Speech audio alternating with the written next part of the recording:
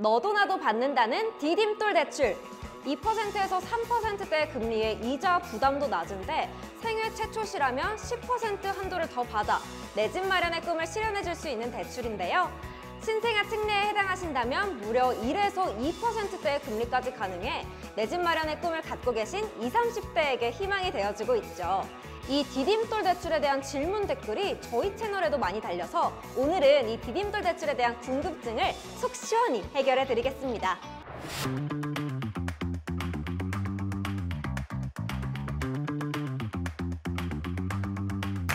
지금부터 디딤돌 대출 컨텐츠에 가장 많이 달렸던 질문들을 정리해 드릴 건데요. 우선 가장 많은 질문이 달렸던 내용은 소득 기준입니다. 기본적으로 디딤돌 대출의 소득 제한은 부부 합산 소득을 기준으로 정해지는데요. 연소득 제한 조건은 6천만 원 이하여야 합니다.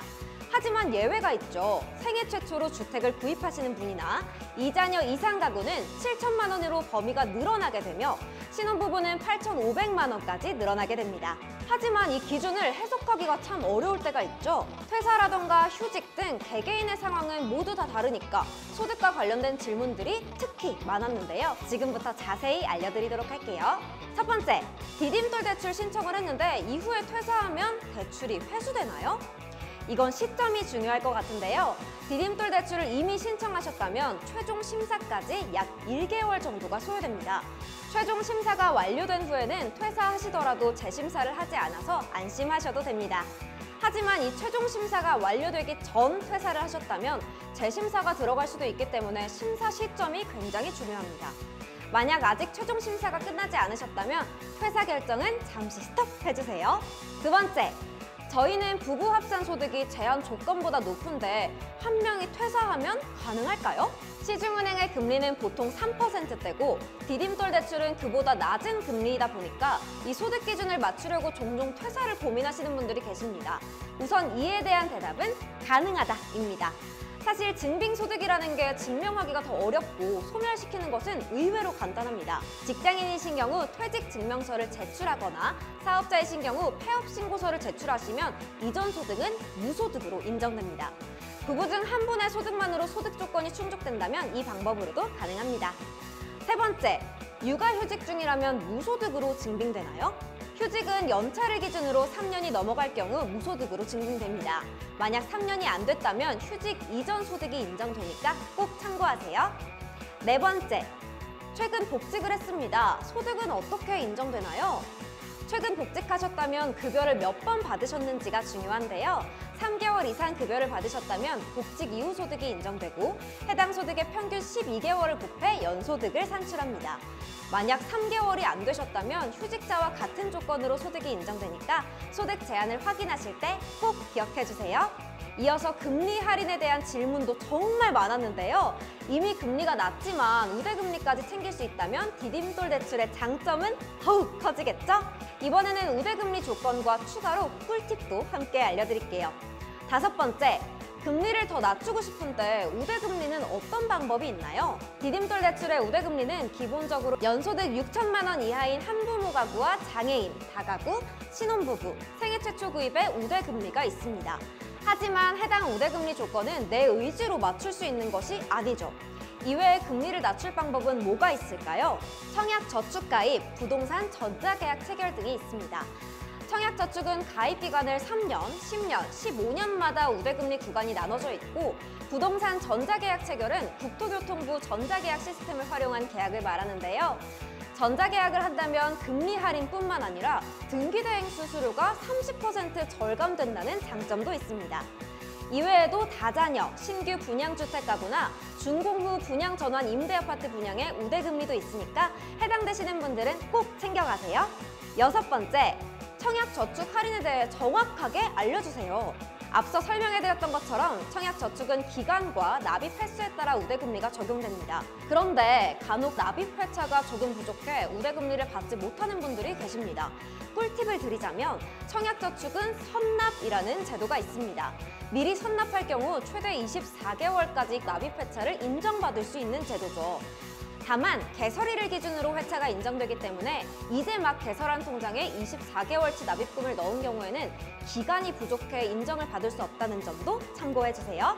마지막으로 내가 디딤돌 조건이 가능한가? 와 같은 질문도 참 많았습니다. 특수성이 있는 상품이다 보니까 다른 정책 상품과는 다른 점들도 있다 보니 헷갈리시는 분들도 있는 것 같아 3가지 질문을 추가로 준비했습니다.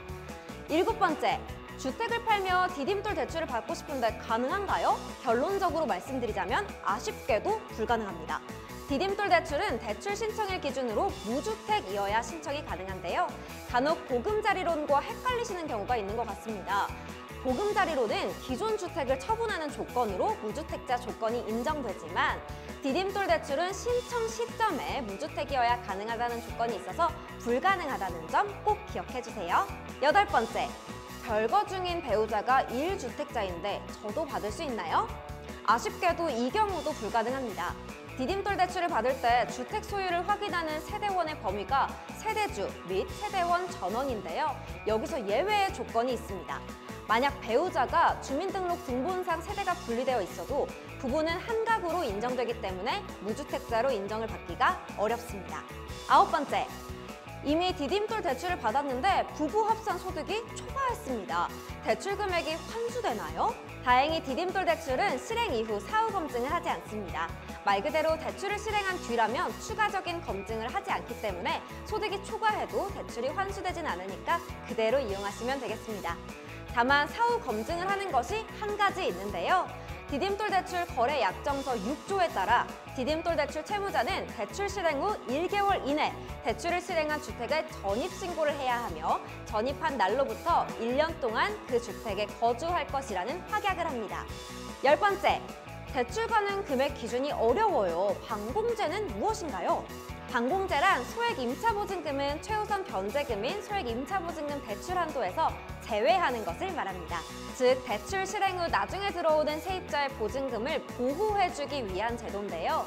기본적으로 디딤돌 대출은 LTV를 계산한 후 지역별 소액 임차 보증 금액을 공제합니다. 이해하시기 쉽도록 예시를 들어볼게요. 서울 비규제 지역에 4억 아파트를 구매한다고 가정해보면 LTV 70%인 2억 8천만 원까지 가능하겠죠? 하지만 디딤돌 대출은 서울 소액 임차 보증금인 5,500만 원을 대출 한도에서 공제합니다. 그렇다면 결국 최대 받을 수 있는 대출 한도가 2억 2,500만 원인 거죠. 아니 이렇게 많이 줄어들면 어떡해요? 라고 생각하실 텐데요. 걱정하지 마세요. 방법을 알려드리겠습니다. 우선 주택 가격이 3억 원 이하인 주택이라면 일반 구입 자금 보증 가입이 가능합니다. 연 0.05%에서 0.2% 범위의 보증료율이 적용되긴 하지만 이 반공제 금액이 차감되지 않도록 주택금융공사에서 보증보험을 해주는 것이죠. 그리고 만약 생애 최초로 주택을 구매하시는 분이라면 주택가격 제한이 5억으로 늘어나게 됩니다. 또한 신혼부부거나 2자녀 이상 가정이라면 6억 원 이하까지 가능하죠. 단, 만 30세 이상 미혼 단독 세대주는 세계 최초시더라도 주택 시세 제한은 일반 구입 자금 보증처럼 3억이라는 점을 기억해주세요. 오늘은 디딤돌 대출에 대한 궁금증 10가지를 해결해드리기 위해 영상을 만들어봤습니다. 이외에도 많은 질문이 있으나 저희가 모아 특히 질문이 많은 내용들을 위주로 설명해드렸는데요. 많은 도움 되셨을까요? 이외에도 궁금한 점이 있으시다면 하단 댓글창에 꼭 남겨주시고요. 다음에는 더 유익한 소식으로 찾아오겠습니다. 도움이 되셨다면 구독과 좋아요 잊지 마시고 우리는 다음에 또 만나요. 뺑빵!